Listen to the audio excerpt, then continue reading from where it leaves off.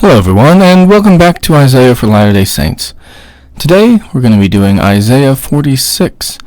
This is a little bit of a shorter chapter, and this is honestly the kind of thing we expect more from Isaiah. There's been very, very little textual corruption.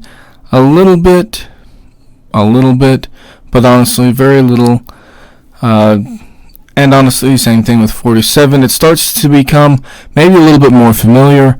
So, from here on in, it's more or less smooth sailing. We get thankfully, we still get a few Book of Mormon chapters in here. The early chapters, we have quite a few from the Book of Mormon. Here, it's starting to get thin. 48, 49, 50, 51, 52, and of course, 53. 52 is a little bit different than in the Book of Mormon, but it's clearly in the Book of Mormon. Then we get 53, which is famous, 54, and actually 55. We get 55 from Jacob. So it's interesting that actually we're almost to the section where we're sort of back in the Book of Mormon. It's just not in a big chunk. In the early part of Isaiah, this is all in the chunk, whereas this later stuff is actually not really together. And so that makes it a little bit interesting, but also fun. So we're going to just plow ahead here and try to make sense of some of this. Like I said, this is actually not as bad as some of the other stuff. 44 and 45 are sort of the high watermark of difficult chapters. After this point, it gets a little bit easier. So you'll remember that he's been talking about idolatry. He's been talking about how much of an issue it is. And then here in 46, he says, Bel boweth down. Because in 45, the end of 45, he said, In the Lord shall all the seed of Israel be justified, and shall glory. And by contrast, Bel, a pagan deity, boweth down, and Nebo stoopeth. Their idols were upon the beasts and upon the cattle. Your carriages were heavy loaden. They were a burden to the weary beast. They stoop, they bow down together. They could not deliver the burden, but themselves are gone into captivity. So this is kind of funny. What is he actually talking about here? So you've got these Mesopotamian deities, Bel and Nebo, and he's saying, well, these gods even are bowing down. Nebo is stooping. They're all bowing down right now to the Lord, but they're not really intending to. The imagery here is they are being hauled away, because that's actually what happens in the ancient Near East. You go and you capture a city, and then you haul away the other city's deities, actually. And so that's the image that he's depicting here. Bel is bowing down, this Babylonian deity. Nebo, another Babylonian deity, stoopeth. Their idols were upon the beast. So they're bowing down because they've been just thrown onto the back of a donkey, right? And so they're sideways on this donkey. And upon the cattle. So they're just being tossed on the backs of these pack animals, these oxen, and the backs of like donkeys, and just being pushed along like all the other loot, right? It says, your carriages were heavy loaden, they were a burden to the weary beast. So these deities are actually just a burden. They're just dead weight on the backs of these animals. Rather than actually being able to help or do anything, they're just stone and gold and wood and precious metals, and so they're just a dead weight for these animals. It says they stoop, the animals, they bow down together, they could not deliver the burden, but themselves are gone into captivity. So these deities are stooping and bowing down together. They could not help anyone. They could not deliver the burden. They could not help anyone with anything. And now they themselves are going into captivity. So that's the idea here that he's talking about. And you can say, well, this is actually a later time, right? Because literally during the Persian period, these deities have been taken into captivity. They literally, the Persian king has come in and has captured everything. He's taken Babylon. And you can say, oh, well, these deities have therefore been taken into captivity. But that's not really how this worked, actually. In the time of the Persians, when the Persians come into town, Cyrus is actually like, well, I'm actually the good guy here. Your king before did not reverence the gods. I reverence the gods, your Babylonian gods. Therefore, these gods are going to welcome me into the city. So is he talking about that? No, because Cyrus was actually pretty respectful of the Babylonian deities. So he's probably talking about something that has happened during the Assyrian period. The Assyrians, as we know they often did, came in and conquered Babylon, and sort of dealt with Babylon. And so this may actually be something during the Assyrian period, where literally this is happening, where they have captured Babylon, taken the gods and taken them into captivity. And I think that's actually what we're looking at here, because once again, that actually fits the context much better in the Assyrian period than it does in the Persian period. Because as I said, the Persians are a little bit nicer about the Babylonian deities. And so I think that's actually what we're looking at. He's using the Babylonians as an example of, hey, look at what happened to the Babylonians. Their gods didn't help them. Your God is going to help you, though. Because these gods are just idols. Your God is the real God. Then he continues, hearken unto me, O house of Jacob, and all the remnant of the house of Israel, which are born by me from the belly, which are carried from the womb. And even to your old age I am he, and even to hoar hairs will I carry you. I have made and I will bear, even I will carry and will deliver you. And suddenly, in the midst of sort of making fun of people for their idolatry, you get this beautiful, beautiful contrast. Because listen, these other gods are not going to help you. But if you listen to me, house of Jacob, and all the remnant of the house of Israel that are, yes, they're scattered around right now, I'm the one, as though I were your mother that bore you from your womb, from the belly. I carried you from the womb. I'm the one that made you and carried you and took care of you even when you were in your infancy as a nation. And even to your old age, I am he. It's the image of a mother, as though a mother could live through a child's infancy and also into a child's old age. But that's what he's saying. That's who he is. That's what he does. Even to gray hairs will I carry you. I've carried you your whole lives, through your whole existence as a nation, and I think personally through your whole lives. And even as you become old, I will still carry you again. I carried you when you were an infant, when you couldn't walk because you were young, and I will carry you when you are old, and you cannot walk because you're crippled and old. I have made, and I will bear, even I will carry, and will deliver you. He says, I'm the one that's going to save you. I've always taken care of you in the past, and I will take care of you again. And honestly, that to me is a beautiful image. These deities, these other deities, just can't. He can, and he has, and he will. And then we get in 5. To whom will ye liken me, and make me equal, and compare me, that we may be like? They lavish gold out of the bag, and weigh silver in the balance, and hire a goldsmith, and he maketh it a god. They fall down, yea, they worship. They bear him upon the shoulder, they carry him, and set him in his place, and he standeth. From his place shall he not remove, yea, one shall cry unto him, yet can he not answer, nor save him out of his trouble. Remember this, and show yourselves men. Bring it again to mind, O ye transgressors. Remember the former things of old, for I am God, and there is none else. I am God, and there is none like me, declaring the end from the beginning and from ancient times, the things that are not yet done, saying, my counsel shall stand, and I will do all my pleasure.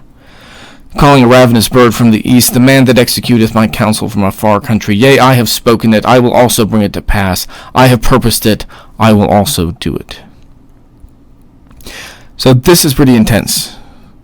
And makes some sense. Right? To whom will ye liken me? Saying these other gods are being carried by these beasts. I was always the one that actually carried you. So who are you going to compare me to? To whom will ye liken me? Or make me as though I were equal to these pieces of wood and stone with this gold on it? Are you kidding me? Who are you going to compare me to that we may be alike? The comparison between me and these other deities is completely ridiculous. They lavish gold out of the bag, right? They dump all this gold out of the bag. They weigh silver on the scales, and they hire a goldsmith, and they turn into a god. Like that is actually going to work somehow. They fall down and they worship. He's showing how and he's talked about this earlier, but how absurd is this? They literally are making these things themselves and then pretend like they're deities. In some parts of the ancient Near East, and I think ancient Egypt, they do this sometimes. They will take a god, and after they've made the god, this pagan god, they will kill the people that made the god, and then say, oh, look, magically, this god appeared, right? Because there's no witnesses, right? And Isaiah knows that this is absurd, right? It says they bear him upon the shoulder, they carry him, they set him in his place. In other words, the deity can't do any of this himself. He has to be physically moved around and put in his place, and then he stands. And that's the only way that this works. He can't stand by himself. He can't get there by himself, rather. He has to be put in his place. From his place shall he not remove. Yea, one shall cry unto him, yet can he not answer, nor save him out of his trouble. He just stands there. People cry unto him and beg him for help, but he can't do anything because he's made out of metal. He's not a real deity. It says, remember this and show yourselves men. Bring it again to mind, O ye transgressors. Remember this and show yourselves men. Does this remind you of anything? Maybe the Book of Mormon? Maybe this is what Lehi says to his kids, right? You remember this? And once again, we're getting this yet another quotation of Isaiah in the Book of Mormon. Remember this and show yourselves men. Bring it again to mind, O ye transgressors. You need to realize that I'm the only God. You guys have been doing some bad stuff. You need to remember that I'm the only God and that these other gods just do not count. And notice the similarity here. He says, this is 2 Nephi 1, verse 21, and it says, arise from the dust, my sons, and be men, and be determined in one mind and in one heart, united in all things, that ye may not come down into captivity. And it's interesting here that he is talking to people that have family and things like that have been in captivity. And he's saying, listen, he's comparing them to these people. You need to just worship the Lord, and you need to stop all this other stuff that you're doing, and you need to shape up, and things will be okay. But if you don't, you guys are going to have problems. Because remember the former things of old. For I am God and there is none else. I am God and there is none like me. What former things of old is he talking about? I think he may be talking about the Exodus and other great things that God has done in the past. Because this language, 46:9, is vaguely reminiscent of Exodus 15, the Song of the Sea, where he's saying, listen, guys, there's who is like me among the gods, right? Who is like Jehovah among the gods? That's what we get in Exodus 15. And so we're getting this imagery here. God is the only one that brought you guys out of Egypt. There are no other deities. If these other deities, like those ancient Egyptian deities in the Exodus, if they'd been worth anything, they maybe would have been able to do something, like literally anything.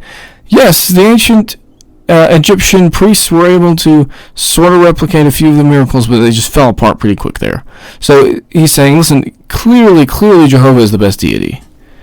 And now he's saying, actually, that other stuff was just a ruse. There are no other deities, and indeed there never were. In some periods, you do get the conception that, oh, well, there's some other deities that are doing some stuff, but Jehovah's the best. Isaiah's not having any of that anymore. He's downgraded the deities. The other deities are not even deities anymore for him. And I've mentioned this before, but you get an interesting textual variant in the Psalms. You get in, I think it's the Old Latin, the gods of the nations are demons, actually. I think in the Hebrew it's the gods of the nations are nothing, or something like that. But in the Old Latin, it's the gods of the nations are demons, but the Lord God made the heavens. And you can conceive of how that idea is coming about, right? That at first people are like, yeah, there's these other deities, but they're not that great. Jehovah's the best. And then Isaiah's like, guys, they don't count. I think Isaiah would agree with that psalm. These deities are actually demons. They don't count anymore. I'm not even going to consider them deities. They're that worthless, I'm not even going to count them as deities. I'm going to consider them something else. So he's changed the category, right? They're just demons or something. They're just these sort of silly supernatural beings that don't even count as gods because they're just so worthless. They actually can't do anything. And so, but But to reference here the Song of the Sea makes some sense. He's saying, think about it. Think about all the great things God did, and think about all the meh things that these other deities did. And are you really going to call them deities anymore? It says, declaring the end from the beginning, and from ancient times the things that are not yet done, saying, my counsel shall stand, and I will do all my pleasure. Now there is this idea that God has called stuff that was going to happen, declaring the end from the beginning. And from ancient times the things that are not yet done. That God was able to tell what was going to happen in the future. And he does. Isaiah all the time saying things like, in that day this is going to happen, or someday this is going to happen, or if you guys don't shape up, this is going to happen. Right? So these people are looking around and saying, Isaiah called it. He 150% called it, which means since he was saying what God told him to say, God called it. Right? God totally knew exactly what was going to happen and said what was going to happen. And now we have to just realize that God was right. He proved that he was right by calling exactly what was going to happen. And then he says, calling a ravenous bird from the east, the man that executeth my counsel from a far country. Yea, I have spoken it, I will also bring it to pass. I have purposed it, I will also do it. Now, you could read this, I guess, as Cyrus, but you don't have to. Isaiah has already talked about how the king of Assyria was the rod in God's hand. He was called in to smite Israel. A ravenous bird from the east, that about does it. Assyria is out in the east. So a ravenous bird from the east makes perfect sense here. He's calling an eagle, a bird of prey or something like that from the east to come in and swoop down on Israel and punish it for their sins, get them back into shape. The man that executeth my counsel from a far country. Yea, I have spoken it, I will also bring it to pass. I have purposed it, I will also do it. He's reminding them, listen guys, you guys didn't do what I said to do. So I had the Assyrians come in and whip you into shape. And that was really unfortunate. But you guys are going to be okay now. He says, but don't think that this is something that happened randomly. Don't think that this was something Ashur did. This is something I did. This is purely my doing, he says. And finally he says, hearken unto me, O ye stout-hearted that are far from righteousness. I bring near my righteousness, so it shall not be far off, and my salvation shall not tarry, and I will place salvation in Zion for Israel, my glory. So what does that mean? Hearken unto me, ye stout-hearted. So hearken unto me, ye stout-hearted, is like, listen to me, you strong ones that are far from righteousness, and maybe even like strong in their unrighteousness, right? I bring near my righteousness, and it shall not be far off. My salvation shall not tarry, or won't wait. I will place salvation in Zion for Israel, my glory. And listen to me. You guys are far from righteousness, but listen to me. I'm bringing my righteousness here. It's not far away. My salvation isn't going to wait somewhere. I'm bringing it right away. I will put salvation in Zion for Israel, my glory. I'm the one that's going to save you now. Yes, I called in the Assyrians on you to bring you back to your senses, but, now everything's going to be okay. And this is so painful for us, right? The idea that God has allowed the Assyrians to come in and do this is extremely painful, and Isaiah spends a lot of his time grappling with the issue. But that's, I think, the conception here, and we kind of just have to deal with that God is saying, yeah, Isaiah is saying, yeah, God called in the Assyrians on you to punish you for your sins. From our perspective, he allowed the Assyrians to punish you for your sins, to sort of whip you back into shape and wake you up. But I didn't let them totally wipe you out. When it actually came to it, I helped you, and I will always help you.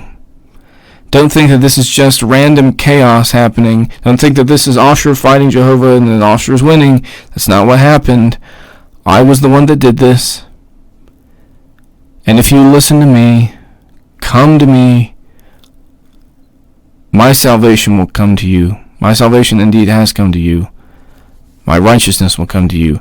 everything's going to be okay, actually. It doesn't seem like it's going to right now, but I promise everything's going to be okay. And to me, this is a beautiful chapter because it's a reminder that sometimes maybe the things that we rely on, maybe we shouldn't, right? You guys rely on these idols, and how well did that work out for you? Well, it didn't. It really didn't. If you want to rely on me, that's the only way you're going to be okay. And I think that's what he's saying. And for us, I think that's useful. No, we don't worship idols anymore. But the notion that maybe we should stop relying on earthly things and rely on God a little bit more, that I think is very valid. Well, anyway, that's it for today. Pretty short chapter. We'll be doing some interesting stuff later in 47. But we will see you guys next time.